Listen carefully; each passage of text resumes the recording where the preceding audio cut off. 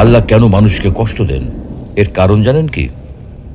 মহান আল্লাহ তাআলা ইরশাদ করেন, وَلَقَدْ صَرَّفْنَاهُ بَيْنَهُمْ لِيَذَّكَّرُوا فَأَبَى أَكْثَرُ النَّاسِ إِلَّا كُفُورًا। আমি তাদের মধ্যে বিভিন্নভাবে নিয়ামত বিতরণ করি যেন তারা স্মরণ করে, কিন্তু অধিকাংশ লোক অকৃতজ্ঞতা ছাড়া কিছুই করে না। আসসালামু আলাইকুম ওয়া রাহমাতুল্লাহ। প্রিয় দর্শক, আজকে আমরা খুবই জীবন ঘনিষ্ঠ একটা বিষয় নিয়ে আলোচনা করতে চাই।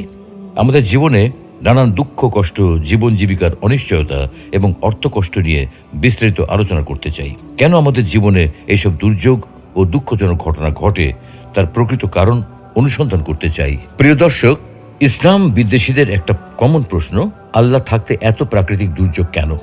এত ভূমিকম্প হয় কেন? বন্যা হয় কেন? দুর্ঘটনায় এত মানুষ মারা যায় কেন? স্রষ্টা যদি থেকেই থাকেন, তবে তিনি কেন মানুষকে এত দুঃখ, কষ্ট ও বিপদ দেন? স্রষ্টা যদি থাকতেন, তবে তার সৃষ্টিকে সাহায্য করতেন, এভাবে তাকে বিপদের মধ্যে রাখতেন না। আমরাও অনেক সময় বলি, আল্লাহ কেন আমাকে এত কষ্টের জীবন দিলেন, যেখানে অন্যরা কত শান্তিতে আছে? আমার কপালে এরকম শয়তান স্বামী পড়লো কেন? আমার কপালে এরকম জল্লাদ বউ পড়লো কেন? আমি তো 5 ওয়াক্ত নামাজ পড়ি, রোজা রাখি, কোনোদিন ঘুষ খাইনি, কিন্তু তারপরেও আমার ক্যান্সার হলো কেন? সত্যি যদি আল্লাহ নামে কোনো সত্তা থেকেই থাকেন, তাহলে পৃথিবীতে এত দুঃখ কষ্ট কেন? আসলে পৃথিবীতে কোনো সমস্যা থাকার মানে এই নয় যে কোনো পরম করুণাময় সৃষ্টিকর্তা নেই, বরং এটাই প্রমাণ হয় যে আপনি আমি সৃষ্টিকর্তা সম্পর্কে নিজে নিজে কিছু একটা ধারণা করে বসে আছি, যা মোটেও সঠিক নয়। বিশ্বের 40% মানুষের ইন্টারনেট ব্যবহার করার সামর্থ্য নেই। 10 থেকে 15% মানুষ ইন্টারনেট জিনিসটা চেনেই না। আপনি ইন্টারনেট ব্যবহার করেন তো? আপনি যখন এই ভিডিওটা দেখছেন, তখন বিশ্বের প্রতি 7 জনের মধ্যে অন্তত 1 জন মানুষ অভুক্ত বা না খেয়ে আছে। আপনি খেয়েছেন তো? বাংলাদেশে প্রতি মিনিটে অন্তত 1 জন মানুষ মারা যায়। আপনি যতক্ষণ ধরে এই ভিডিওটা দেখছেন, ততক্ষণে অন্তত 3 জন মানুষ মারা গেছে।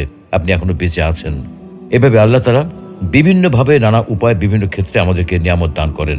ইরশাদ হচ্ছে, وَلَقَدْ صَرَّفْنَاهُ بَيْنَهُمْ لِيَذَّكَّرُوا فَأَبَى أَكْثَرُ النَّاسِ إِلَّا كُفُورًا। আমি তাদের মধ্যে বিভিন্নভাবে নিয়ামত বিতরণ করি যেন তারা স্মরণ করে, কিন্তু অধিকাংশ লোক অকৃতজ্ঞতা প্রকাশ করা ছাড়া কিছুই করে না। আমরা যদি আল্লাহর নিয়ামত গুনতে থাকি, তাহলে কখনো তা গুণে শেষ করতে পারবো না। কিন্তু অধিকাংশ সময় আমরা এত বিপুল নিয়ামত পাওয়ার পরেও শুকরিয়া আদায় না করে উল্টো অকৃতজ্ঞতা প্রকাশ করি। বরং মহান আল্লাহ রাব্বুল আলামিন মানুষকে সবচেয়ে বেশি ভালোবেসে তার নিয়ামতের ভান্ডার মানুষের জন্য উন্মুক্ত করে দিয়েছেন। যেমন তিনি বলেন, أَلَمْ تَرَوْا أَنَّ اللَّهَ سَخَّرَ لَكُم مَّا فِي السَّمَاوَاتِ وَمَا فِي الْأَرْضِ وَأَسْبَغَ عَلَيْكُمْ نِعَمَهُ ظَاهِرَةً وَبَاطِنَةً। তোমরা কি দেখো না, আল্লাহ নভমণ্ডল ও ভূমণ্ডলে যা কিছু আছে সবই তোমাদের কাজে নিয়োজিত করে দিয়েছেন এবং তোমাদের প্রতি তার প্রকাশ্য ও অপ্রকাশ্য নিয়ামতসমূহ পরিপূর্ণ করে দিয়েছেন।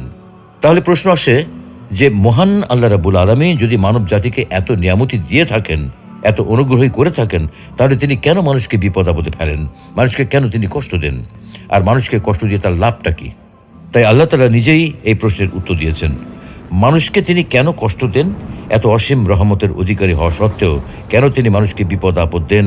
তার উত্তরে পবিত্র কোরআনুল কারিমে স্বয়ং আল্লাহ রাব্বুল আলামিন নিজেই বলেছেন, وَلَنَبْلُوَنَّكُمْ بِشَيْءٍ مِّنَ الْخَوْفِ وَالْجُوعِ وَنَقْصٍ مِّنَ الْأَمْوَالِ